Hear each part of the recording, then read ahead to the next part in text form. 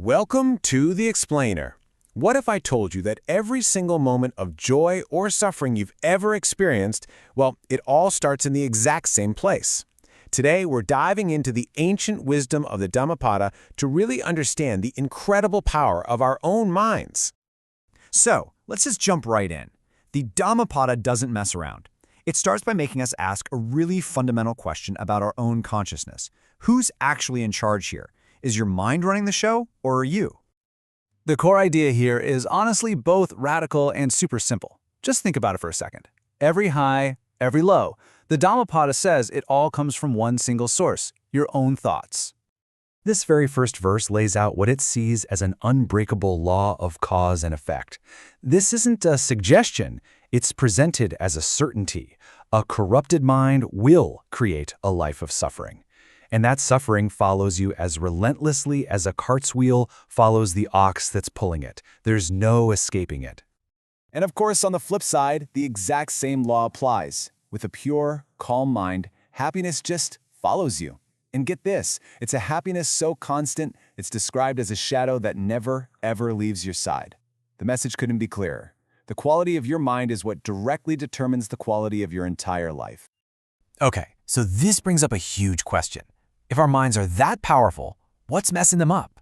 The Dhammapada points to several poisons, and it starts with one of the most destructive forces any of us can experience: hatred. You know, what's really striking here is how practical this is. The Dhammapada doesn't just call hatred a moral failure, it basically calls it a terrible strategy. The text is totally unambiguous. Hostility is never defeated by more hostility. The only thing that actually works is its polar opposite. Another one of these deep poisons is something called heedlessness. A lack of awareness, of mindfulness. The language here is incredibly strong. It describes this state as a kind of living death. To be heedless is to basically be a ghost walking through your own life. So, how do we fight these poisons, right? How do we get from that state of living death to one of real vibrant awareness? Well, the text lays out what it calls the path of the wise. The direct antidote is this concept called Dhammapada. Now, this isn't just about passively being present, which is a popular idea these days. No, this is an active, energetic vigilance, a constant, deliberate effort to cultivate the mind, moment by moment. It's a full-time commitment. And this path isn't some vague, mystical idea. It actually breaks down into 3 clear, practical actions. First, you have to become a vigilant guardian of your own thoughts.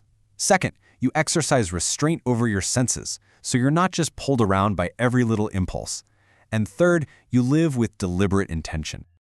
I love this analogy. Think of a master craftsperson, a Fletcher, who carefully, skillfully straightens a warped piece of wood until it becomes a perfect arrow that flies true. The Dhammapada says that's exactly what a wise person does with their own mind. This isn't passive, it's an active skill, a craft that requires precision, effort, and real dedication. All this dedicated work leads to a complete redefinition of what power and victory really mean. The real battlefield, it turns out, isn't out there in the world. The real war and the real victory is found within. The text then asks a question that's designed to completely flip our conventional ideas about strength and conquest on their head. It challenges us to think way beyond armies and empires. And the answer is just a total game changer. Think about the greatest general in history, someone who conquers thousands of soldiers, thousands of times over. That incredible victory, well, it still pales in comparison to the victory of the person who achieves the single, massive task of conquering themselves. This one line is really the heart of the whole philosophy. No external achievement, no matter how big or impressive, can ever be more valuable than the victory you win over your own self. So what does this ultimate internal victory actually look like in the end? The state that's achieved isn't described as having something, but more like a kind of perfect, untouchable freedom. A mind that has been truly tamed finds an unshakable stability. All the chaos of the world, the temptations, the winds of change, they can all blow as hard as they want, but they just can't move you. You become like a mountain of solid rock. This is such a beautiful image to illustrate the freedom of that mastered mind. It moves through the world, sure, but it leaves no trace of disturbance, no trail of attachment or regret. Just like a bird flying through the air, It passes without leaving a single mark. It's completely free. And so, the wisdom of the Dhammapada leaves us right back where we started, but with a whole new layer of understanding. It turns its timeless teachings back around and makes it a personal, immediate, and frankly unavoidable question for each and every one of us to answer.